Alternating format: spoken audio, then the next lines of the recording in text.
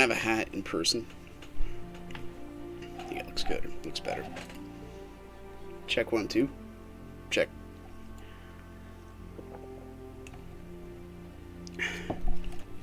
Alright.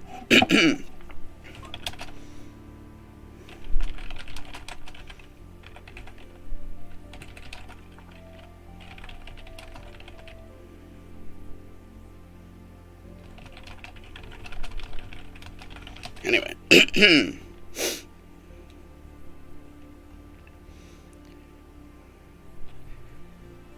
So let me paint you a picture right now. So we're talking about it a little bit. And I've already chosen this arcade, which I'll go into a little bit later. Tier 3, please. Public party. Let's go. So my daughter has it's called distance learning. It's not online school. They log in every like 2 or 3 hours, get assignments from their teacher, go over stuff, have a chat, go off, do their work, and then come back. I'm with my child when they do this. The alternative, which public school is doing, is you have a bunch of kids in a room with one person kind of like supervising, and they're all watching class on TV and expected to pay attention, expected not to go online or do weird stuff, right? It's a lot of trust you put on that kid, and it's a freaking disaster. Like, they're learning nothing, and they gotta sit there for hours and hours in front of a screen doing what they don't want to do. Anyway. Preface. Apologies, dude. The tickle in my lungs is pretty extreme. I've never made it through Grinchland Assault. I don't have enough sparks. Save Winter Fence is redundant. So I'm like, you know what? I do want tokens. So let me find the most Clockworks icons I can. And Amber Pawn won. I think it was 6 or 7. 1, 2, 3, 4, 5, 6, 7. Potentially 7. So I mean, that can't be bad. So let's see what this one is. I'm not going to be waiting on gates. It's just not going to happen. Anyway, we have a late start at work today. And I only cough when I talk, which makes streaming pretty amazing. But I did promise one of our guild members was going to talk about fatherhood a little bit today. I just got to keep it down. Because everyone's still sleeping. Anyway. So.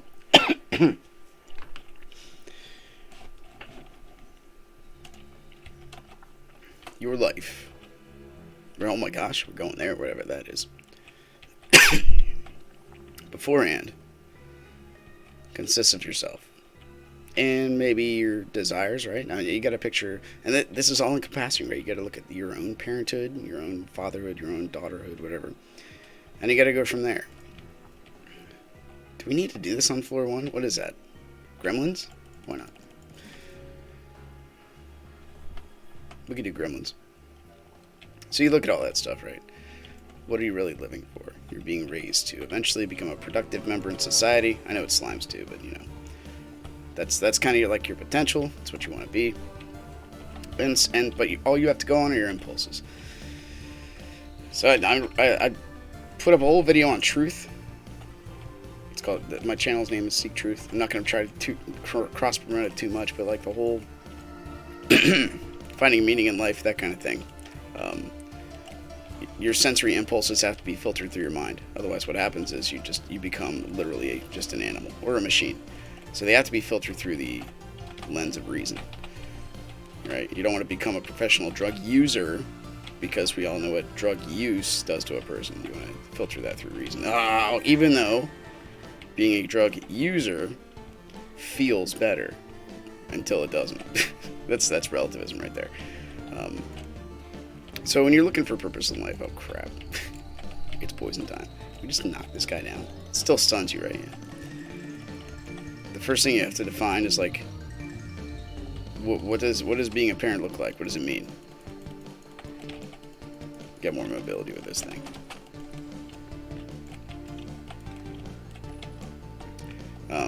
But I really have to. Don't die in the first freaking danger room, dude. Say your life is I think being a parent is where life is meant to go. because it teaches you the meaning of life is not all about you. And I also love the Christmas ads. These guys know what's up. Because if life was all about you, then it would begin and end with you. And we have a lot of politicians who kind of have this mindset. Like, the world ends as soon as you die. That's the kind of mentality. And why, in survival of the fittest mentality, why wouldn't you think like that? Makes sense, right? We're all just, like, this is why, in my opinion, Christianity just makes the most sense. Because why should women have rights? Why? Because you say so? What if I disagree? And if we're going by survival of the fittest, how on earth does that reconcile and make sense? It just doesn't. Straight up. Yeah, we did it. So we identify children first, right? Are they a cluster of cells, or are they a person? Does becoming a child, like, is that because magically you just go through the birth canal? Like, what time does it become, okay, suddenly that's a baby inside me? Because the only thing that separates, I had a discussion with my co-worker. She's 22, 23, pregnant, and she's like, I don't agree with abortion, but I wouldn't stop someone else from doing it. I'm like, so what you're telling me is I have a 3-year-old daughter. You'd let me shoot her in her head, and you're okay with that? She's like, no. Well, it's the same thing. The only separating a 3-year-old from a fetus is time, water, food, and air. That's it. The natural way that children develop, that's the only thing that separates them. The second the new DNA strand is made inside of a body, that's the second it's a person.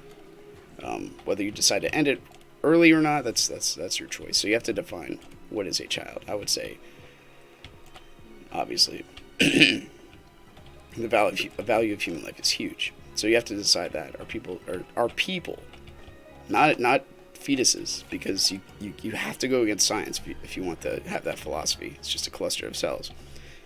Because science says it either is a human at that time or it's not. In which case, no one else is a human at any point. Because then you can use the argument of consciousness. Okay, well, they're not conscious. They're not aware. Well, neither am I when I'm asleep. You're going to kill me then? Like, just because you feel like it? Like, it's a very bad argument. But anyway, so you define what a child is first. And then you look at the major events that can happen to a person. And there's only a couple, right? Marriage is one, at least in our culture.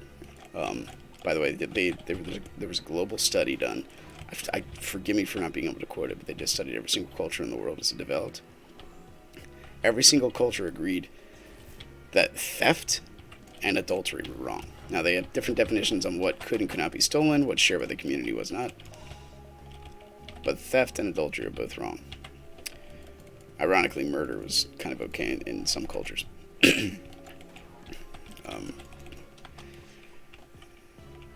So yeah, then you have to define like what marriage is. But I know I'm kind of getting off topic. USLD.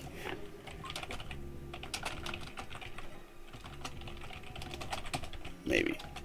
I don't know if people like my style. I try to win with caps. So all that aside, like the actual mental pursuit. We've been poisoned so many times. I didn't even see you back here, dude. Your life goes from selfish to selfless. All right, there's a lot of things that, like, I wrote down notes here that I want to talk about. Like, for instance, let's take the modern day COVID vaccine. They have lung tissue from undeveloped male fetuses. Where did they get this? Like, in order to know the gender, it has to be a certain age old. I'll let you guys look that up if you're really interested. So where did they get this? Planned Parenthood, which is all about abortion, and the original concept on Planned Parenthood. The girl who came up with it said she literally wanted to just make sure black people had less babies. You can look this up. This is a thing. They don't tell you this very much, but it is a thing. It's population control. It's a tabor. But that's mainly kind of what it started out as. And they have been caught multiple times selling unborn fetuses to in the black market. And you don't hear about this stuff. You just hear about Trump. I know. It is very gross. So, I mean, you have to keep this in mind. If Planned Parenthood's number one counter to the pro-life movement is don't let them see the baby. They just want to have you convince them it's a kid. Well, yes, it is a kid. So you have to have that in mind, right? Are kids a choice or not? Or are they actually children? What's wrong with selling, buying fetuses? It's a person. And if you devalue a person, you're devaluing yourself, in which case we can all be rationally just eradicated based on whoever's in charge, based on their whims. It basically ends the value of human dignity if you start devaluing a person, specifically one that's unborn. For some reason, I didn't think going over here was an option. So moral wrongs, moral absolutes. Gotta get your mind around that one. Actual spaghetti. Your name is amazing. We can, but that doesn't mean we should be. Just because someone murders another person doesn't mean it should happen. Just because something can happen doesn't mean it should. I mean, it's very shaky ground.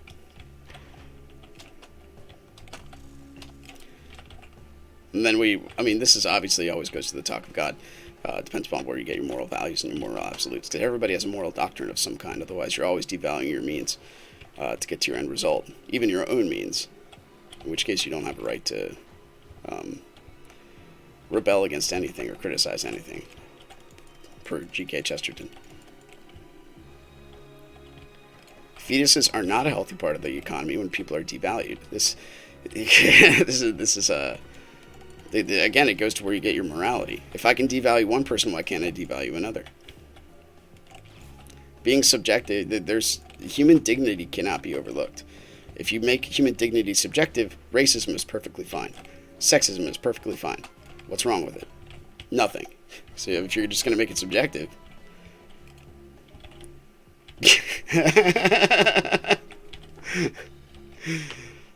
Or maybe you just don't care about the conversation. You're just trying to get me heated. And that's okay, too. Doesn't matter.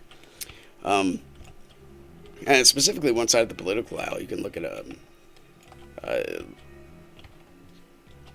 for instance, Joe Biden and Nancy Pelosi claim to be Catholic. Catholics, traditional Catholicism, says abortion is just not a thing. You can't be a Catholic and be pro-abortion. Yet somehow they're Catholic and they claim it's very weird.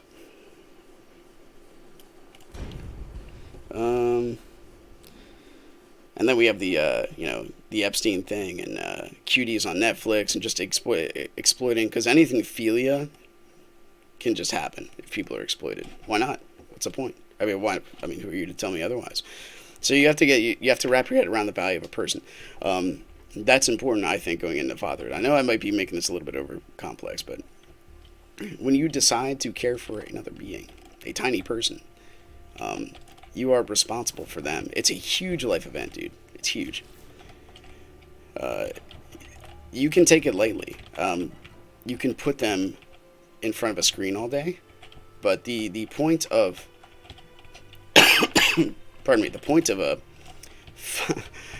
the point of parenthood is to eventually raise a generation that will bolster you. I mean, the whole concept of discipleship, and this is very strong in the martial arts community, but you can also put it toward the family environment as well. And so you want your child to be as good as you so they can support you on your way out. You support them on their way in, they support you on your way out.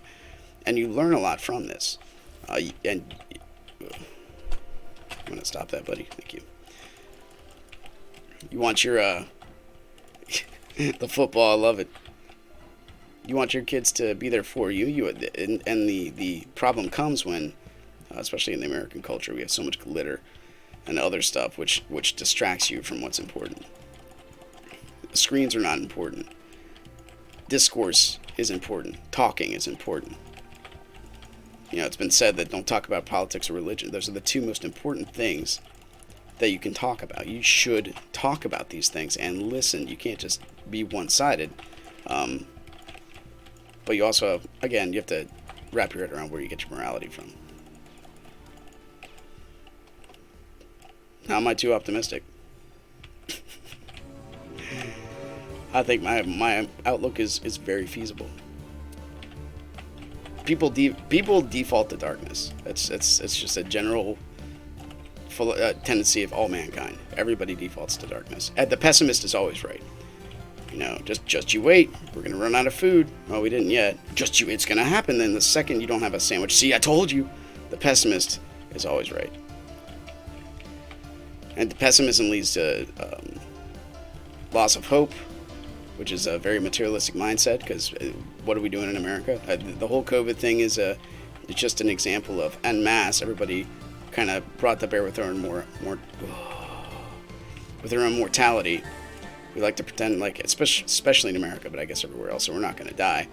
Everyone's young and beautiful. Put your old people in homes. And all your COVID patients if you're in New York. That makes a lot of sense. And the average death is 86, but it still kills people, so be afraid and obey. Be afraid and obey. Never waste a good crisis, right? You can look up who quoted that.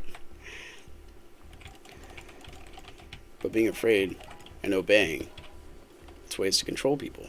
And just as like an outlier, every single time government has power, the only way people get it back is if they take it. So there's stuff like in California where Gavin Newsom is putting all these quarantines and this lockdown, everything's getting locked down even more, and then they have curfews. It's very weird, and then you think if he took it seriously, him and like Nancy Pelosi wouldn't be caught not wearing masks in close dinners, violating their own guidelines. But they don't take it seriously. They don't care. It's for us mongrels, us lower people than them. And that's I know we're getting off topic. I'll start to talk about fatherhood. But the general problem of man, oh my gosh, it's winter time. And the wars, where did that come from? But the general problem with mankind is he thinks he can solve everything. Barring the past 200 years when everything got very materialistic, and mankind thinks that, just because we came up with a vaccine, I have no idea, man, that he can solve everything, even though it's more on par with hygiene, which were, the Judeo-Christian guidelines. For a very long time, hygiene was huge. Wash your hands before, during, and after those kind of ceremonies. They were big. So anyway, you got to get your value. You got to find out what I would recommend it anyway. I mean, you obviously don't have to do any of this. You can just have a kid and see what happens. But it's good to be prepared. I didn't start like looking for truth and looking through the various religions till I hit 30. So I started on a quest to look at that stuff. I was a father. I got like a promotion at work. Oh, I didn't even see you there, buddy. Let's use this. We're stuck. I got a promotion at work. And I bought a house. I did all that in like a year. It was amazing. It was an amazing time in my life. So when you have a child, it's an immense responsibility. But you can choose. Children are meant to be loved. They crave it. Less government, less wars. That's a huge topic, dude. Just the whole concept of the evolution of government and the point they play and they should and should not play. Like I'm strongly libertarian when it comes to that kind of stuff. But the libertarian assumes that people would want to do the right thing. It depends, again, where you get your moral values from. We had a major political Chinese figurehead come over to America and say, the only reason you guys have been able to have democracy work is because of religion, because it's basically the philosophy of obeying the unenforceable. God does us great value by not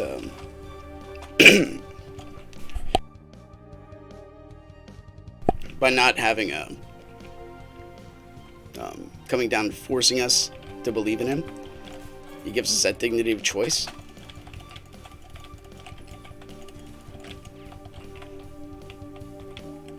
So anyway, you take the I'm getting distracted with actual combat. Actual combat. He hit me and lit me on fire.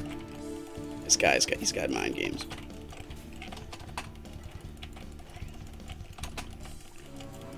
Does this knock it off hard? I know these guys are just extremely annoying. Maybe this will help? Yes. Everybody has darkness inside of them. And we all default to it. Everybody does, including myself. So you, anyway, take this, like, children are easily exploited. So you have to get yourself to the point where, you're going to value the child.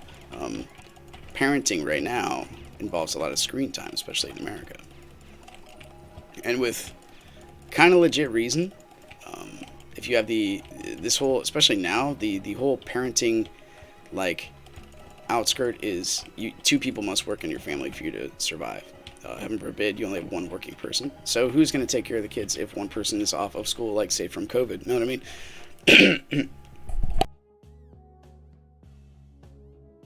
So that's a thing my wife and I are juggling with. I wish we were at the grocery store.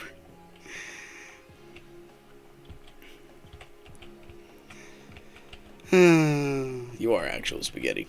If spaghetti had a mouth, he would be you. Anyway, so historically, I'll give you the Judeo-Christian paradigm of this kind of stuff. God has saved the family unit specifically. So he established it in Genesis.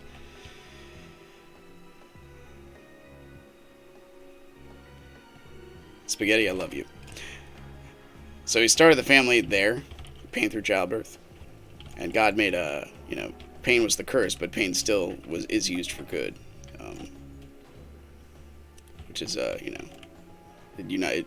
That's a big thing to go into too. It's hard to just say that and stop.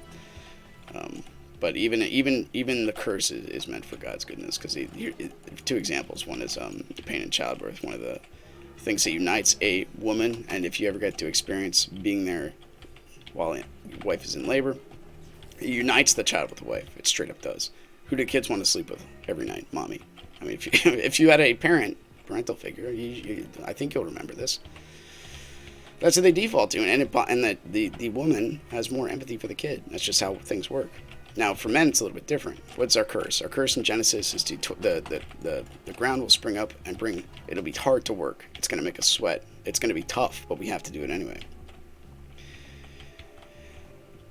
But some of the strongest bonds you will ever have. I thought they were both rockets, just that guy. Some of the strongest bonds you will ever have are going to be through adversity. War buddies, right? You have this hardship.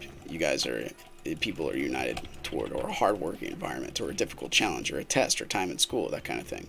You have this stuff, and then you go with it with somebody. In wartime, especially, I had a couple of guys actually. I was pitching this to a couple guys at work, and they're like, "Wow, yeah, you face bull." And these are guys from the inner city. One of which I think had a couple people of his friends die from gang wars. And I'm like, he's like, "Yeah, man, if you face bullets with somebody," I'm like, they're your brother. I'm like, it's unless something very, very horrible happens, you guys are united for life. That's just how it works. So the curse still helps us be united. There's evil, but still good comes out of it, and it helps us grow and develop.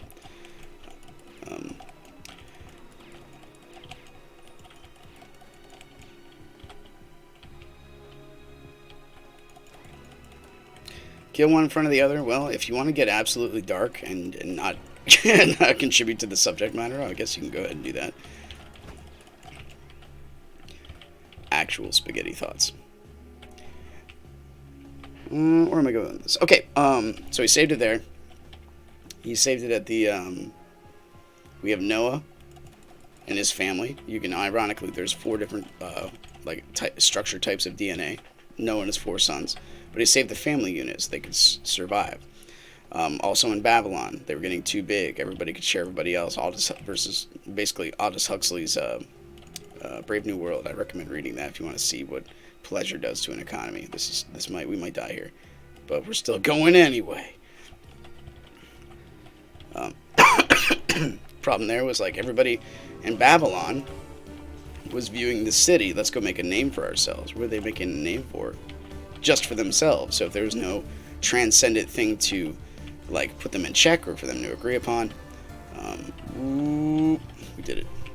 Then they'd have a severe issue there. You're gonna have to wait a minute there, brother. Once I'm done with this battle, I'll read your text.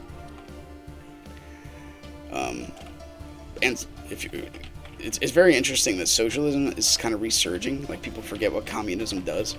And you look at the don't see me. Shh.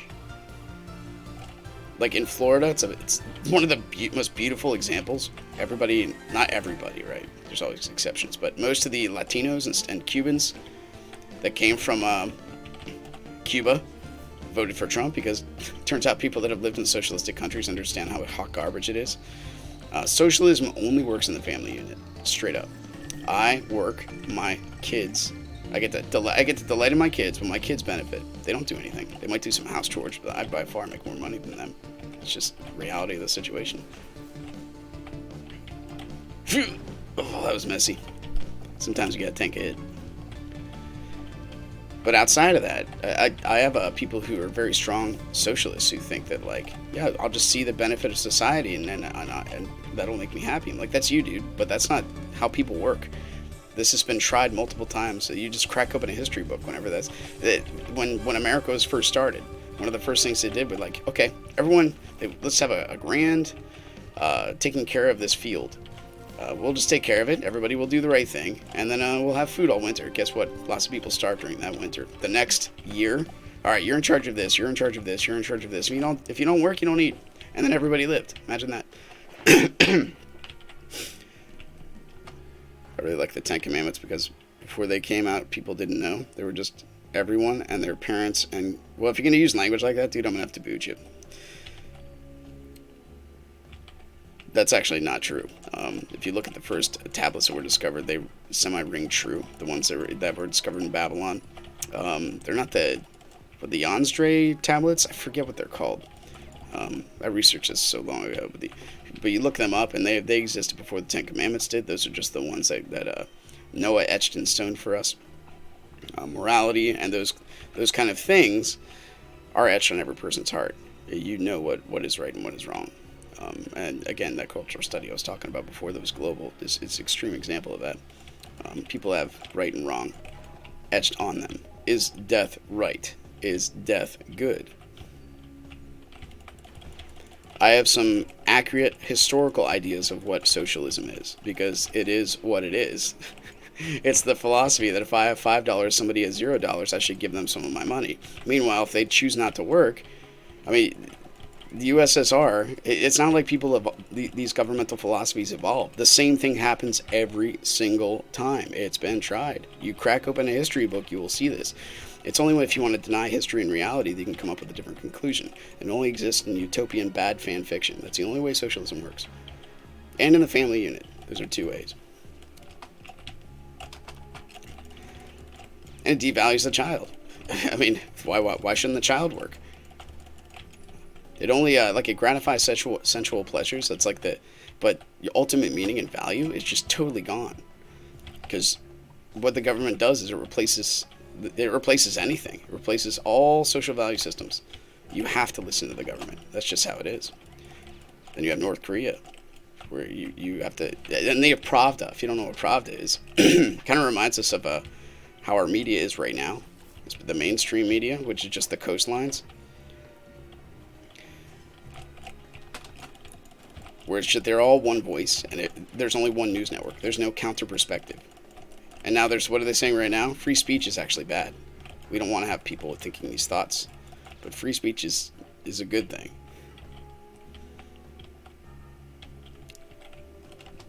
I mean, you can have your opinion, dude, but I mean, I've looked into this quite a bit. It does not work in reality. It has never worked in reality. Will continue to not work in reality. Every social program that has come out, with the exception of maybe some for the farmlands, maybe, has ruined our society culturally. Every single one.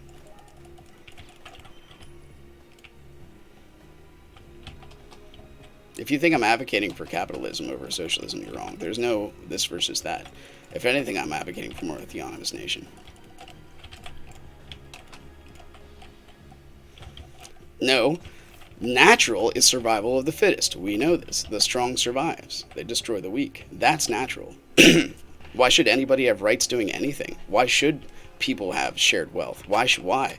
That doesn't make sense. Natural, in a materialistic sense, means I'm going to do whatever I can to get more than you, to feel better for myself. That's natural. So whatever natural you're coming up with, again, utopian bad fan fiction. The dark heart of man it's very evident throughout all of history to reveal that stuff. You can't get away from good and bad. Should we have a good or bad economy? So should we have a socialistic or capitalistic? Why? Because one's better and there's no natural. There is natural, but then you start risking posting moral judgments on it. Well, it's not natural to me. Well, then you're in relativism, but you're still positing the concept of like, is it actually good or bad? I don't think so. So now we have a good and bad contest. It's a fight of wills, survival of the fittest. Again, we're back to survival of the fittest. That is natural. Yeah, well, exactly. And again, I'm in a materialistic mindset. That is what's there. That is all that's there, because that's all you can prove. That's all you can see. There's no transcendent perspective. That's where you're left up with, man. So anyway, we're supposed to be talking about fatherhood, but it's amazing how all this stuff kind of synergizes with itself, and you could just take one thing and run on with a tangent. Hold on. Kill this skull. I gotta look at my notes for a sec. I only wrote down like 6 or 7 points, but we can expound on all these.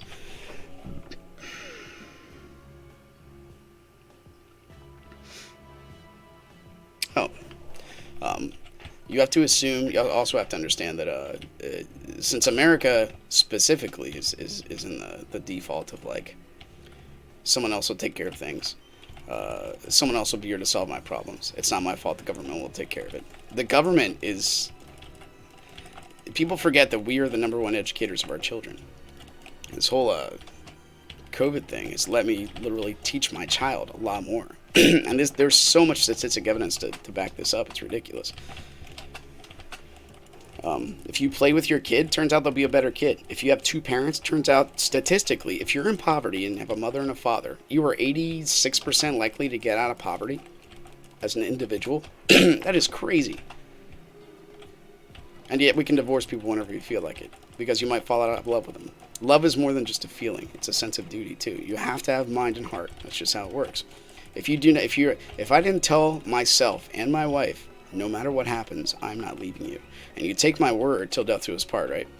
You take my word, because the woman does great dignity to the man. She takes him at his word, trusting what he says is true. I will not leave you. I will unite myself to you. And there's something about saying it as opposed to just be like, oh, I think we're just married in God. Even though you didn't have any ceremony, you didn't do it in front of others, you didn't look and see what's traditionally been done, you didn't do it in the eyes of the law. Be like, oh, I just feel like we're married. There's a distinct difference there. When you come to feeling and looking what is right and natural, if we're going just by way of natural, well, why even teach kids? Just let them have a communal society.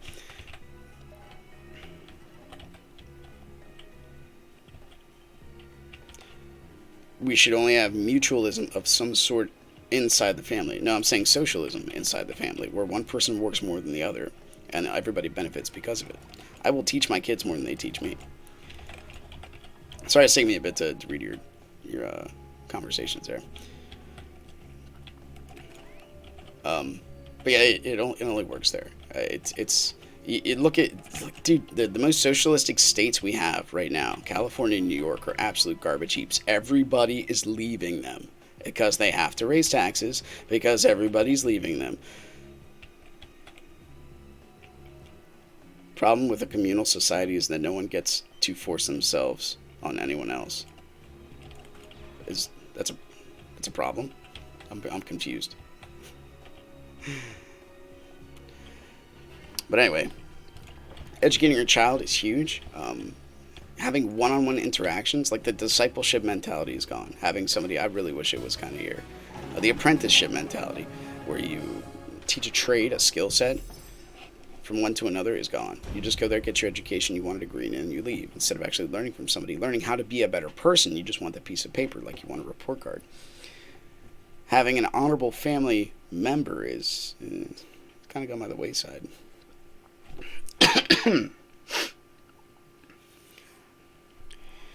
Let's see. Train a child as they will one day bolster you. This is also the relationship of God versus man. Like God's whole idea was that He walked with us in the garden. He wanted a relationship with us. This is Judeo-Christian paradigm. So you want to build that up. God wants to build you up, just like parents build up their children. So one day you will be bolstering each other. You'll both have a mutual relationship. You help them when they're weak, and then you will both be adults as you grow older. And basically, with our immortality, we will see them out, and they will see us out. It's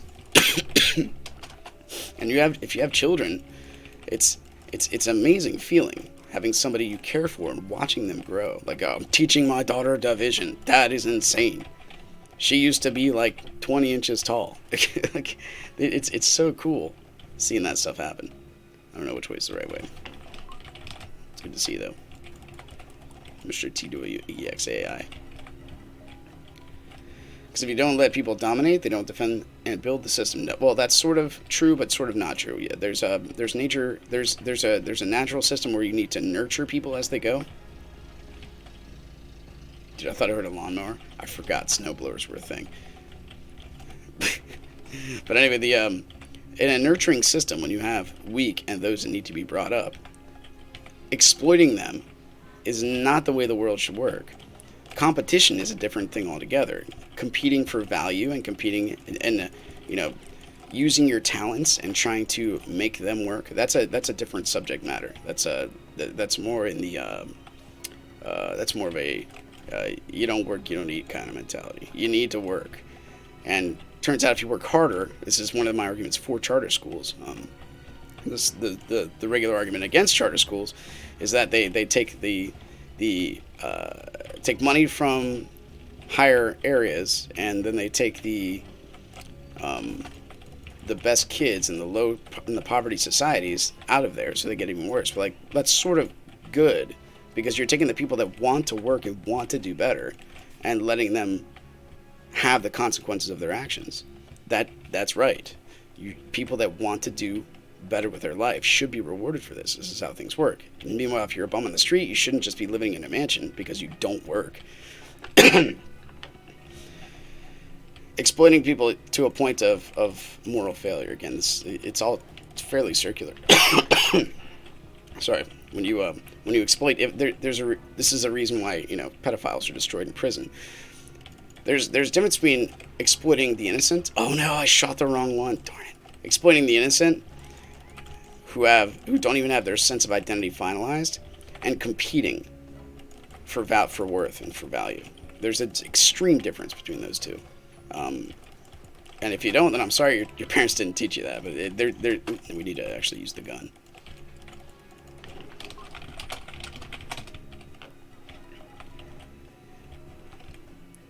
Let's keep those in power and power.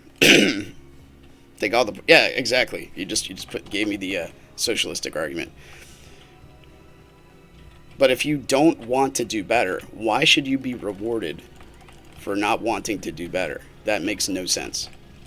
If you don't work, you don't eat. Like the whole stimulus package and all that crap that's going on here, I really wish we could have just sucked it up as a country and then gone from there. Like just the government. It's a big topic because the government is taking money from us in general. It's horrible.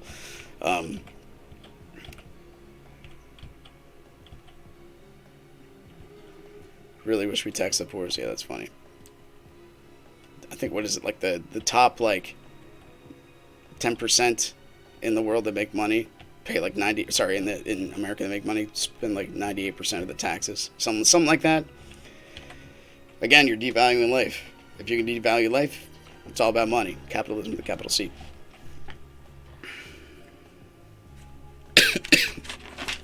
But teaching your children discipline, as opposed to just affluence. There's a certain like flavor in the world. It's everywhere. The victimhood mentality, like I deserve more than I actually earn. Says who? And you talked about being the natural, or what is natural. Nothing natural says that affluence should even be a thing. I have people that complain about such petty things at work, and I have to set them straight. Like, did you deserve any of this? Is this all your stuff? Like, do you have a house to live in? Do you have a warm bed to sleep in? When's the last time you missed a meal? I'm guessing you haven't missed one in a while. You know what I mean? Like, we're if you're watching this on a computer, you have a fairly good life monetarily. Now that's a different subject when we go to value of children, that kind of thing, but just value in general. We have a fairly easy lifestyle. Capitalism does amazing things. Once you have a social value system in place to keep it in check, there's a reason I can just go out and do one thing and then get the benefits of like 30 other skill sets. I can drive a forklift. And because I drive a forklift, I can get a McDonald's meal, I can live in a house, I can have plumbing, I'm not a plumber. I can't build a house. I can't make a burger to save my life. You know what I mean? Like, I get the benefits of all that stuff just because I do one thing. But human value has to be assumed, or at least has to be granted from somewhere. Killing people because they can't pay taxes is not a consistent philosophy unless you're just devaluing life. I mean, you can. This is fascism 101. Hitler did this. I mean, he just. Yeah, well, we started doing it in America shortly before World War II, castrating the mentally handicapped. Suddenly it was a bad thing, and it was. Just like abortion's a bad thing. That's not suddenly, though. So you're taking governmental choices run by man, and you're trying to equate them with moral value of a family. It's a huge leap. It's the law of the excluded middle. Just because we do one thing in a country doesn't mean that, like, am I bombing them? Am I hitting the button? No, it's not my spot. Just because we, especially on the internet, because we have so much knowledge, we got to be careful we don't assume that we have absolute knowledge of all this stuff. I'm trying to get to 1,000 energy. Like, I don't know everything that goes on in politics. Media is a window to the world, but they certainly, per the Hunter Biden laptop things. You remember when Hillary Clinton came out with all those emails? That was our media. They exposed that.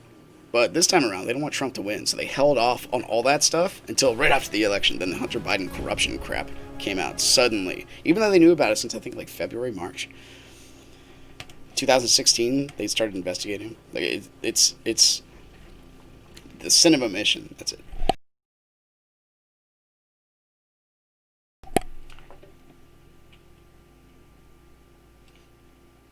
What is Nesty? Nestle?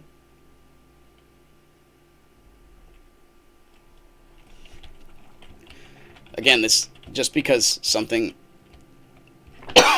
sorry dude is being done doesn't mean it should be done.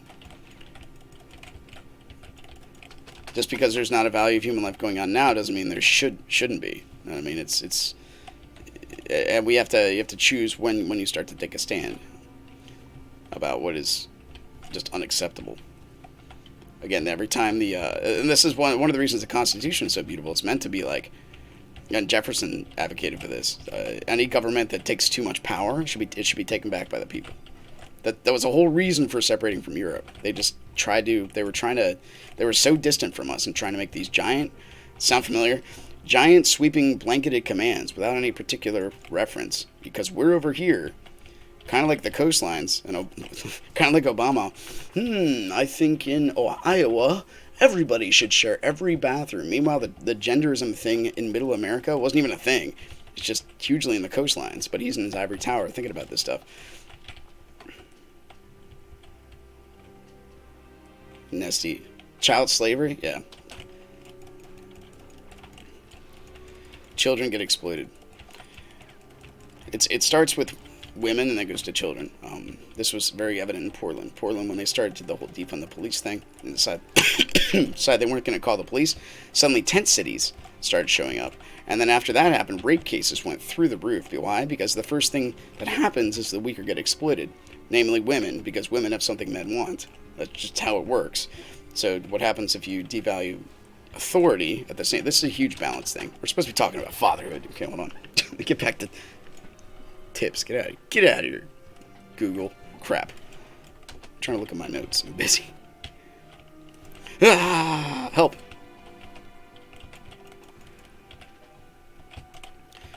You want to enslave my child? Good job. You're amazing. Thanks for contributing to the conversation. Boom. We will help. Twixia. Is that for Stanford Trade Wars? Whoa. What is RMT? This is bad. Let's pop a pill. Oh. It's the burger.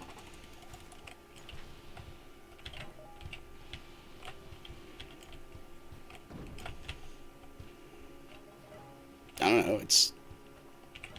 You want to get into the philosophy of money? There's philosophy in everything, dude.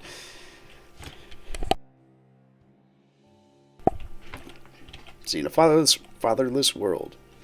Right now, I know in America, the single parenthood household is just huge. So when you think like fatherhood, strength and reason, motherhood, empathy, and emotion, you can see which one is ruling our culture at the moment. The victimhood mentality is just huge. It is ridiculous. We actually did get our charge up. Everybody's a victim. Everybody's a victim. And nobody forgives. And no matter what you do, it's not good enough. You have to crush your enemies. I read a book called The 48 Laws of Power. It says in there, if you want to, don't just defeat your enemy, crush them, humiliate them. This goes against obviously the love thy neighbor command, because the goal is to save the broken, not to destroy them. There's no reason to destroy them. Sin itself destroys people as it is. People keep slipping into darkness without something to reach for. But without fatherhood, people lose backbone. And the people that are my managers at my job, who are younger than me, I can see this, dude. It is scary. They won't stand up to me. And I'm like, you're my boss. You need to tell me no sometimes. I literally will have these conversations. Like, you need to say no to me. You can't just have me do whatever I want. That's not good for anybody. Like, you have to have the vision, and I do what you say. And if I get out of line, you need to keep me there. Because if not, what will happen is everybody can just do anything. And again, we're back to the example that was given in like the early Pilgrim times in America. Nobody will eat. Nothing will get done. Because everybody will have their own partial project, because everybody wants to be their own god. Everybody wants to have the final say in everything. Nobody's held accountable, because we don't want to hold people accountable, because it makes them feel bad. And then rule gets lost. Soft leadership, and then the person whoever's strongest will survive. Again, survival of the fittest. Oh my gosh, it keeps coming back. It's just crazy. I stepped on the trap. Please. Oh, we got him. We got money. I do drive a forklift. I do a lot of things. That's just one of the things I do.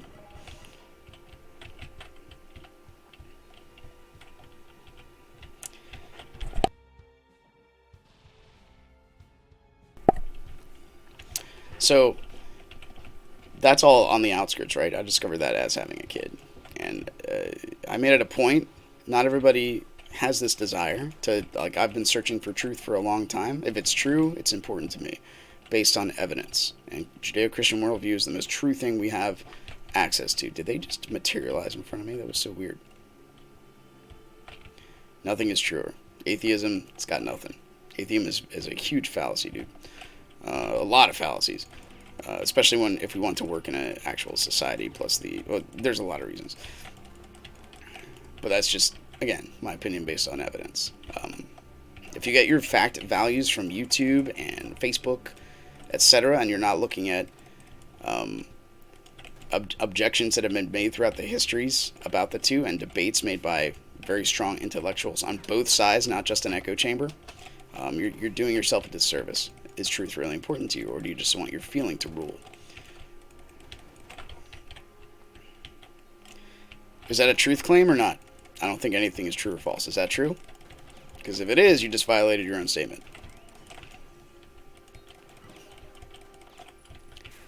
I don't want my feelings to rule, though. Yeah. Again, is that a truth claim? You can't get away from true and false, man. It does exist.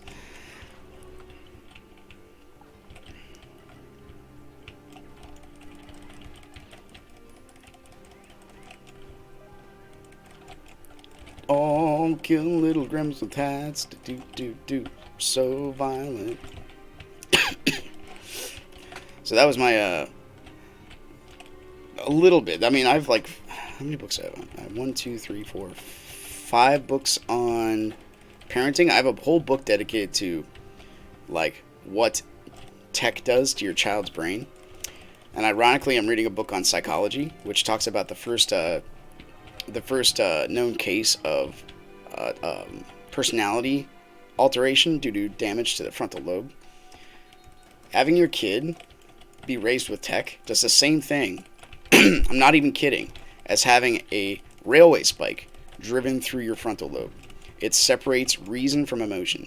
It shortcuts stuff from, like, someone pushes you in the hallway, whatever, man. Stop being a jerk. To, yeah, I'm so depressed, I want to go kill myself. Because there's that gap that reasons it's not that bad. To, right to the heart. It goes right to the heart, and emotions like start flying.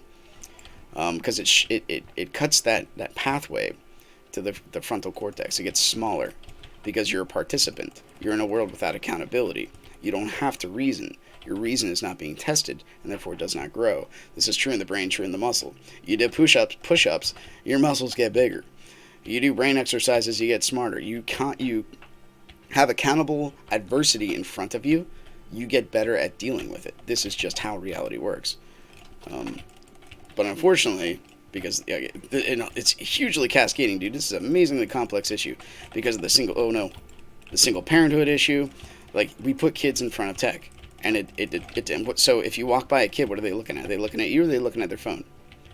Or even an adult now, I guess, mid-20s adults. Is that crazy? Can I talk about that?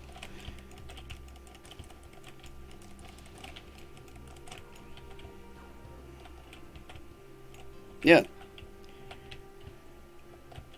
I have not written a book yet. If anything, I'm going to write a book on the philosophy of pain and why it's necessary.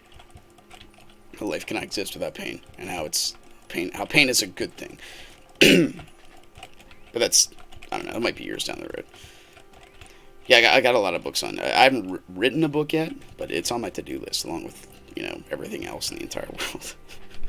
I don't have any pills left, dude. We're in dangerous territory. Oh no. That won't work. Do this. Get him, Mike. We need something more substantial. Yes, this is what we need. This is what we need. I deserve that.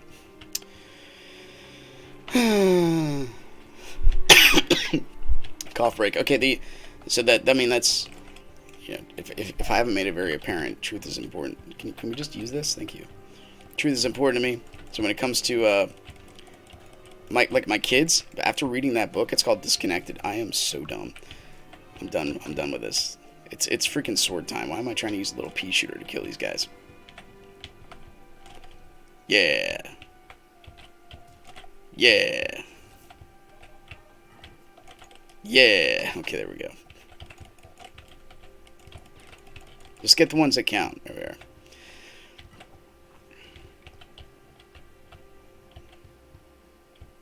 Moment of focus. I forgot what I was talking about. So I can use this as an excuse. You already got this key. Let's pay attention to our map brain. He's doing all the work. So that's with here's the thing about the brain, though. The brain's amazing. I'm sorry, dude. I killed his cover. I'm so dumb. Ooh. I complimented him on his gun, then immediately killed his strat. Dude, I'm so sorry. Don't hate me.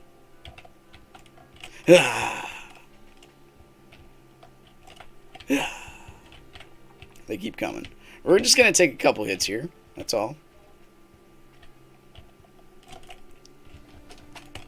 Get that heart. Get the key. We can still save us. Freaking things. Anyway, the brain can heal itself. Like, these pathways don't develop, but again, it's very tough if they don't develop early. Every person, and I don't know if you guys remember or still are teenagers, you're meant to go through these huge emotional roller coasters so that way you can master them and deal with them as your life goes on.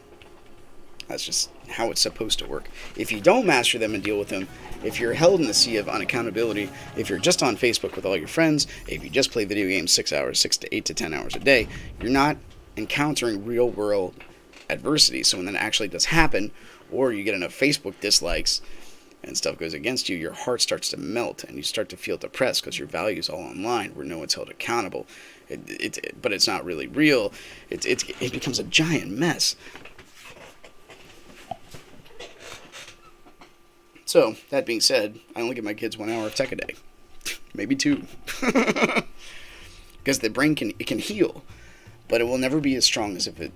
And again, you gotta keep hope up, because you can't let that just throw every chance of you having a decent mentality away. Discipline can help you with this. The brain can grow. The brain creates new pathways constantly. An 80-year-old brain, healthy 80-year-old brain, with all dementia and everything else aside, is extremely complex. Way more than there's reasons that older people might be a little slower because their brain has so much to go through to filter out what they want to say. Let's go. Irresistible. You had me at hello. So I'm gonna walk you through my personal experience. I have so my wife got pregnant. It was her last day of work for my first child. And I'll go over the second one. Every pregnancy story is pretty cool. She was working at Amazon.com. I was working first shift. She was working third. I just laid down. She's like, you know what? I think I'm just going to leave on my last day of work. I'm like, yeah, you're never working there again. She's going to stay at home with the kid for a couple months. We had this all planned out. We went to Bradley method training. That means it's natural childbirth. It's having a kid without medication. Because, I mean, how did we ever get here without the epidural in the spine? You know what I mean? Like, it turns out you can have kids through pain. You can actually have them without dying. It's just the poor hygienics we had in, like, I would say the dark ages, which went counter to what we were, the like washing ceremonies that were given to us but that's a different topic. But anyway, turns out you can have kids without pain medication, and they actually are a lot better because of it.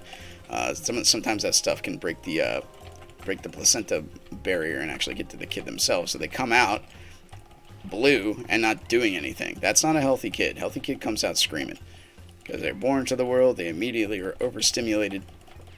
It's a very neat thing. And that's how it should be. Too much medication on it. If you're thinking about the child, you want the life of the child to be important, and you want to value it. So knowing all this stuff and educating yourself, because the number one person responsible for your education is you. It's not anybody else. You need to educate yourself. So we went through all that stuff. Her last day of work at Amazon, she's driving home. Not even kidding. Drunk driver hits her head on. So, boom, steering wheel to the stomach.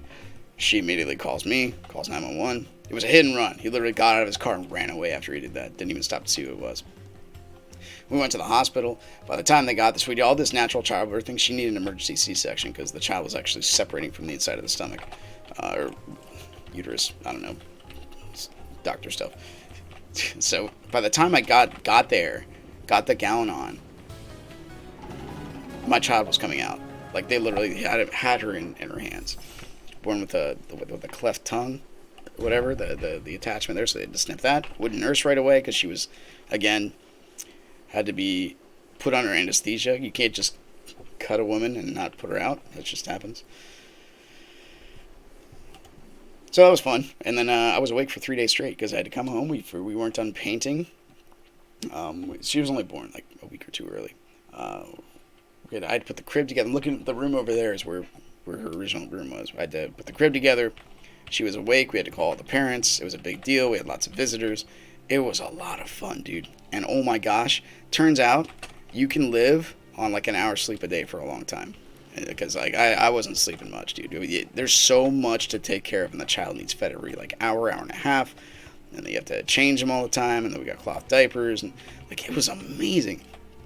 But you also have to, like, I had to be ready for this fight, right? Because there's a thing called the hepatitis B vaccine.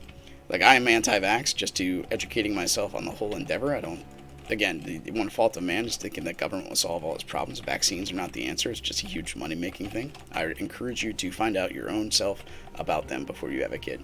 I'm not vaccinating my kids, based on the evidence I've found.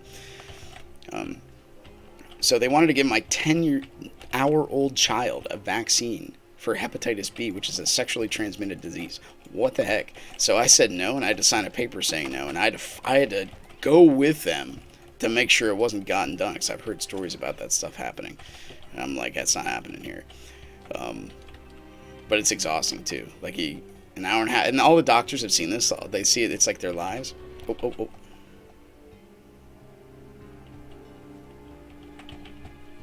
I'm coming. They've seen it all their lives. So they're like, they know the parents will appreciate it. I had to do some research on the vitamin K, the concoction they wanted to give the child as well. I understand what it is now, but I had to look and see what was in it. I wanted to see the ingredients because thimerosal and formaldehyde I don't want inside my child or myself, but especially my newborn. It's like this is while you've just been through the labor and the pain and the sleeplessness, and then you're assaulted by this stuff, and you're just tempted to say whatever. I don't care if you think it's right, go ahead, but you have to. This is where pre-education comes into play. Kind of like you're going to a MMA fight. Do you decide to train during the fight? No, that would be a bad idea. You get all your preparation discipline done beforehand, and you go from there. And then you see what happens when you get to the fight. You have to have knowledge of how to fight and how to throw a punch. That's what I'm getting at. Okay, I guess we're going the other way, buddy. So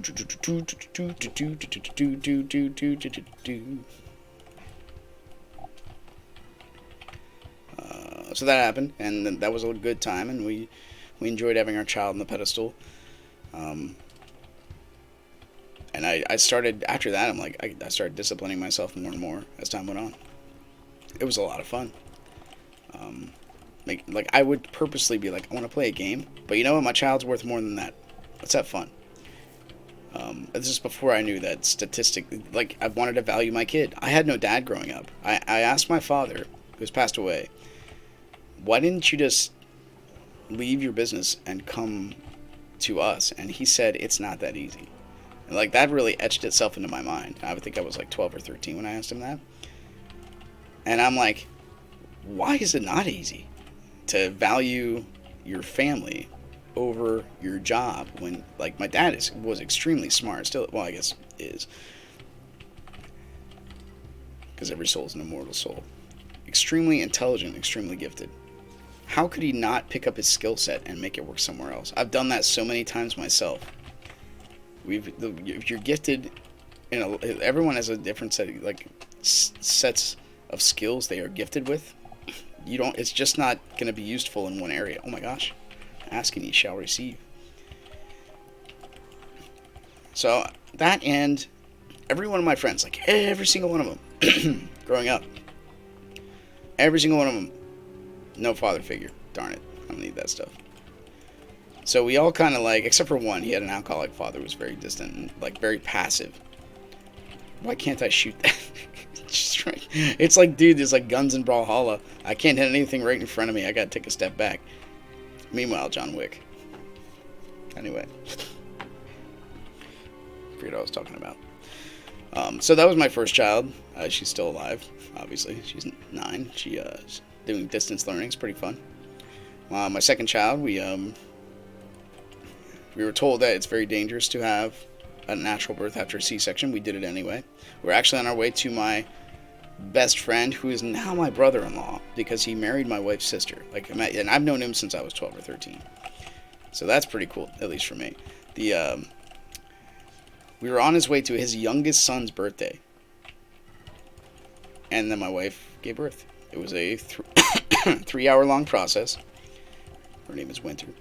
She is my one daughter is like my wife, but this daughter, she's like me. The only way I can get her to sleep, because she would cry constantly. She was an active, tiny person. The only way I can get her to sleep is by literally holding her in my arms and spinning in a circle, and that will calm her down. And now she stands on the edge of the couch. She's like, "Watch me, Daddy," and just face plants over and over again, and then laughs about it. What is with this girl? She's 4, but she is extremely active and extremely loving and very fierce. That's the best way I can put her. But that was but having these two and putting them in your lives and adding that to your plates of stuff you already have. You say you're busy now. You get to, I don't like having days off, I'm going to be honest with you. Maybe one, but I still want to have it filled with stuff. The less time you have, the more you value it. If you have all day and nothing planned, the temptation is there to just waste the day. Also, we should change our weapon set someday. It's there, and if you have a week off, you're I'm bored. Why? Because your time is not valued. If you really like we're faced with your mortality and be like, okay, it's my last hour before I go back to work, or something like that, or you only have 15 minutes of break. You're gonna make the most of your time. You're gonna try to, oh, that was a bad idea. You're gonna try to maximize your value of time. So when you add kids to the equation, your personal time, what you invest in, becomes extremely, like, way more important. Like my reading time in the morning. One of the reasons I wake up now, we're all unique butterflies, right? But I wake up about 2:30 in the morning. I don't have to leave for work till about 4:45, 5 o'clock. But I go to bed with my kids, so it's not too absurd. But I get my reading time in. Sometimes I get a workout in. I do the streaming thing. Your time becomes increasingly valuable the less you have of it. That's just how it works. So when you become a parent and you become responsible and you have kids and you tell people you have kids and your kids are going to be, part of who you and your family unit are, choosing what you invest yourself into is way more relevant than when you just have, I wonder which game I'm going to play today for 8 hours. Like, okay, well, that's games, but there comes a point when, dude, again, my friend Preston said it very well. He's like, I spent so much of my life investing time in fantasy, but it turns out that reality is just way deeper. Like when we start talking about scriptures and truth, we can talk about this stuff constantly. It's stuff going on in the government, the politics and the fancy of the real world is way deeper, way more in depth than the fantasy games we can play. The thing about fantasy is we can enjoy the evil, we can enjoy the death, the killing, the explosions, the adversity, without consequences to our actions. That's good for, only so far.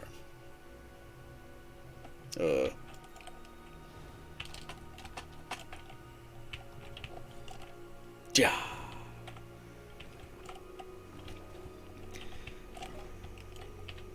So I know, at least on the Discord, I've been kind of spotty. But like, hey, I'm gonna stream, because basically, I'm not gonna lie, every single time I get online, I play a game, I usually stream it, because I'm like, why not? It actually helps set me straight if I'm on the computer and everybody can see what I'm doing. There's so much temptation to look at things you should not look at online, and every male knows exactly, I got hit. Every male knows exactly what I'm talking about.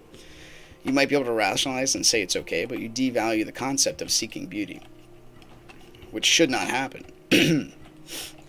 You're getting the fantasy without the consequence. Or the pleasure without the consequence. That's what the pill did. You get to experience, the pleasure of sexual gratification, which is always temporary, but it's meant to be hand in hand with creation. Pleasure and creation are supposed to go hand in hand. That was the intent. All this other stuff is just like a violation of that intent. Pregnancy pills are not natural. Let's see, what was I reading about the other day? Female hormone that exudes. Oh, jeez. Never mind. I was trying to grab a concept from there, but my brain sometimes gets lost. My wife is we were doing house church now. We talk about theology and philosophy and stuff like that because I'm disappointed with the mask mandate, which is highly unconstitutional. And then do you have to, if you're a good Christian, do you have to wear a mask? Like all this stuff besides the evidence for COVID being not a thing, and then our church going mandatory masks. I can't get behind it. So we started our own church where you don't have to wear a mask. Nobody does. Because we're taught to live fearlessly in truth, right? So if the truth about COVID is it's not that bad, why is everyone so hyped and scared? You know what I mean? Fear and obey. Make sure you take time to fear and obey. So we dive into a lot of these issues during like house church time. It's pretty fun. You think I'm not opening those? You're crazy. I'm Rich Dad. Boom. Boom. But I still dive in. Like I still have all the Dritz series. I haven't read them all yet. So fantasy's okay to take a visit to. But you have to keep in mind everything's flipped, right? Everything that's evil is part of. It seems good in our imaginations. Like almost everything that's evil. You read about fantasies. Read about I read Dritz Stewart, and he's a dark elf who He came in he grew up in a horrible society where it literally was survival of the fittest. Everything was perverted, and he was a weapons master. I don't know how they got this culture in line. And they had Loth, who's the god of the Spider Queen of Chaos, and you root for him because he's the only moral character there who stands up for his morality. Like he had his father Technathian, who eventually just like, hey, you know what, I'm just gonna play by the rules of the game. I don't really care. But Dritz was a guy who's like, no, it's not right. I'm gonna use my heart on this. This is where heart becomes more valuable than a lot of other things. Help. I don't know what I'm doing. I'll just get lucky one day.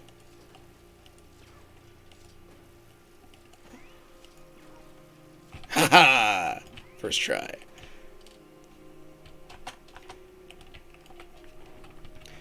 But you have all the stuff that goes on in this, like the torture, the betrayal, the adultery, the murder.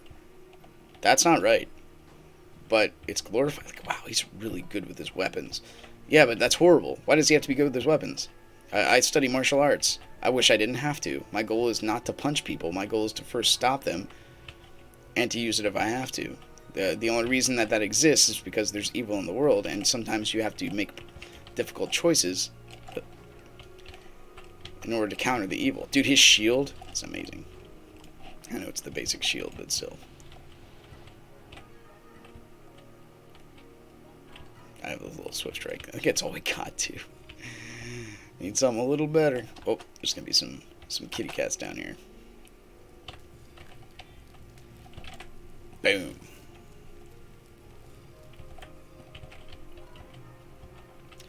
But everything good is boring.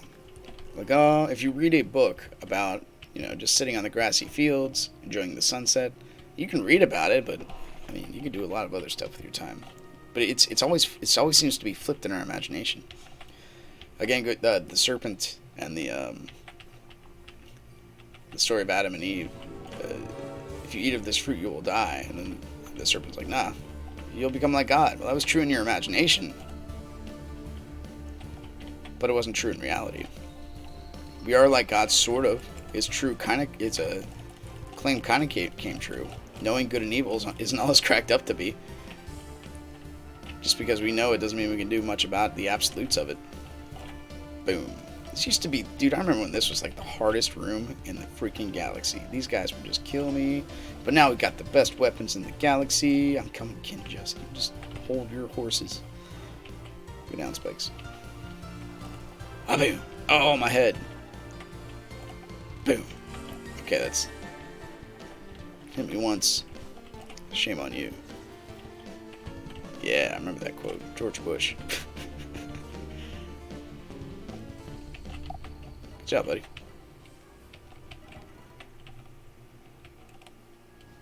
It's Kinjust. Oh, no. What is this? What is this?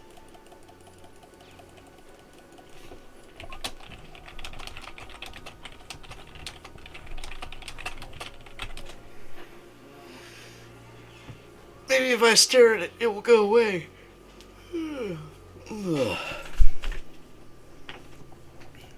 Yes. Switch shooting. Let's go. What else we got?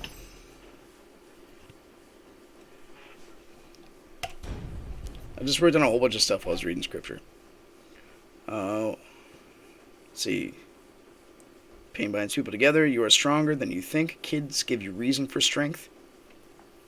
Be the parent you wish you had. Every skill set you have, it could be something. It could be something that children can aspire to do. I brought my kid to my job, and I couldn't show her. I couldn't bring her to the warehouse, but I showed her the forklift I drive. It's like a 1.5 tall reach truck. She was just like, didn't say much, but afterward, per her aunt and all her friends, like, she could not stop talking about the forklifts. She loved it. I'm like, really? That's awesome. Okay. Let's go, buddy.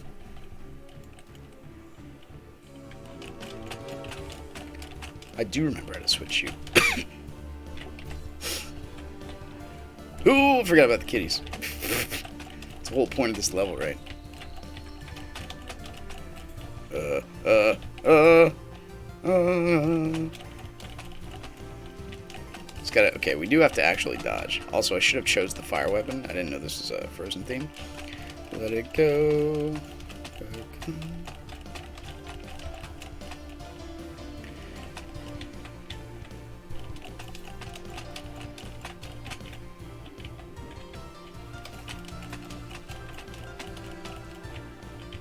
The elevator can be changed automatically. I'm confused.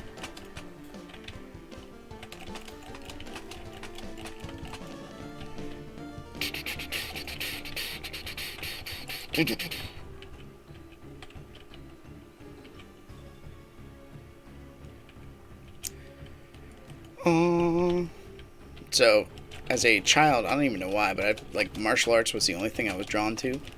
My wife, my mom was a very like she's like, oh my gosh, she wants to do something. Like she couldn't get me to do soccer. She get like I was just not motivated. But for some reason, martial arts really got to me, and so because of martial arts, I have a fourth degree black belt now, and I made it part of my and one of my biggest bindings to Christianity, family values, and everything else is martial arts, because there's so many things that are apparent in the body and self-discipline when it comes to trying to train yourself for evil, against evil. It's and you see how the mind and the body and the spirit all work in tandem. You can see how like training beforehand is extremely important, but it's not everything.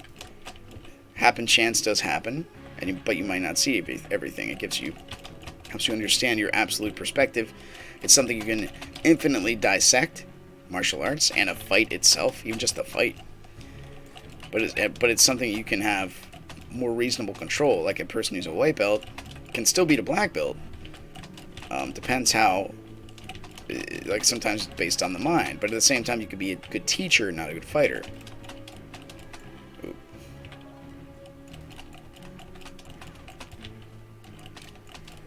It just so happens if you're a good fighter, odds are people assume you're a good teacher, or at least want to learn from you. Like you can't. Muhammad Ali could not teach you how to punch like him. That's something you have to will yourself to do with lots of discipline, lots of hours.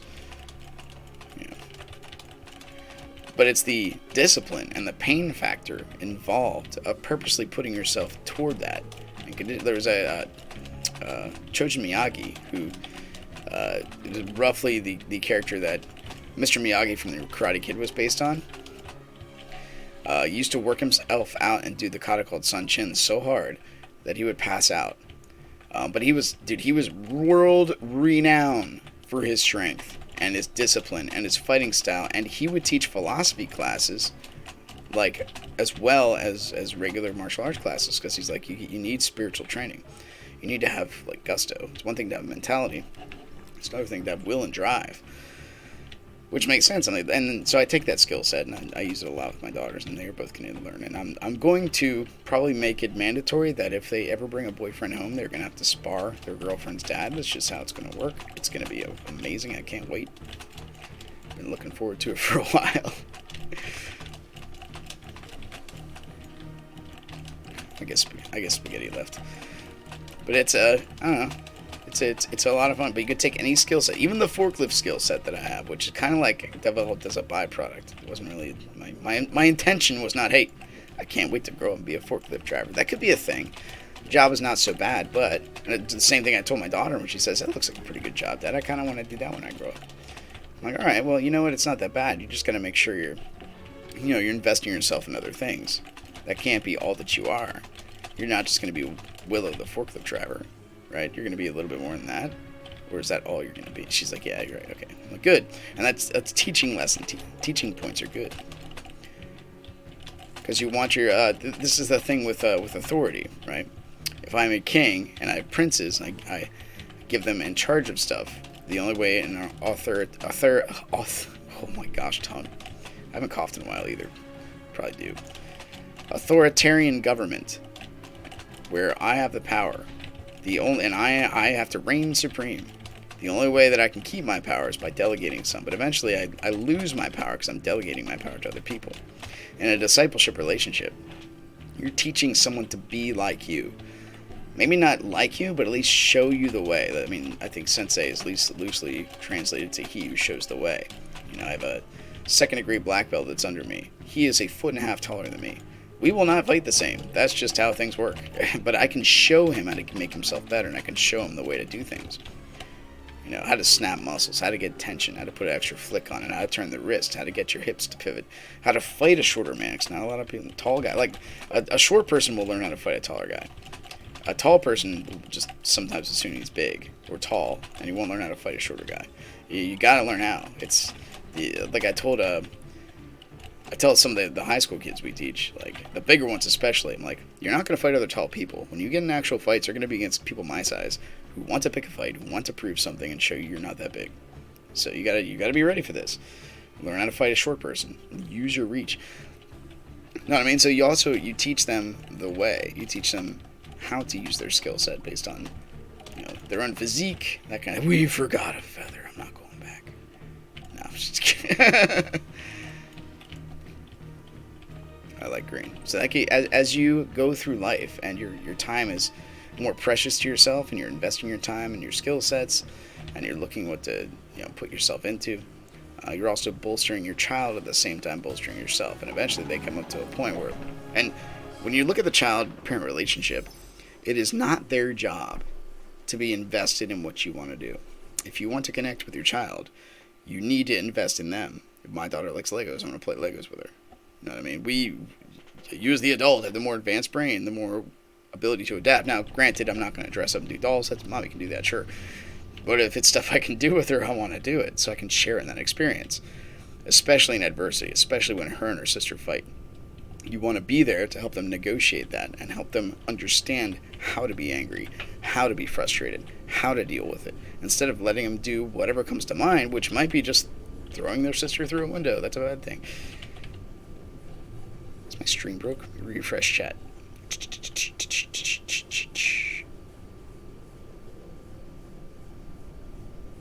No, it's not. Okay. We did it. Where do we go from here? Dude, that's a long time to talk about father. We touched on a whole bunch of subjects there, and every one of them can be almost infinitely dove into. We're going to do one more thing that I need to do that I haven't done in a while. For some. Oh my gosh. Energy prices continue to go down. We've hit 1,000. Okay, now I can actually make money. I'd like 1,000 energy is my little buffer zone. Also, we need to do two things. First off, 140. Holy crap, dude, who does this stuff? We can only get the minimal hat. Which one's red? We probably want Santee salad. Are there two round ones? Santee round hat? Dude, that's bah humbug all over it. Maybe that one. 4,000 tokens is insane. That's a little better. Which one describes me as a person? Also, oh, these are Krog coins. Holy, I'm like, wow, they're really cheap. Do we have any Krog coins? We have 18. We can't get any. We can get a Santee hat. I think I'm going to save my Krog coins. Frosty prize box. For 400.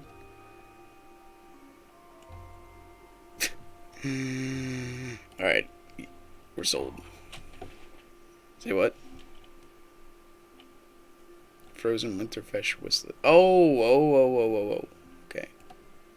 Oh, what? We can only get those?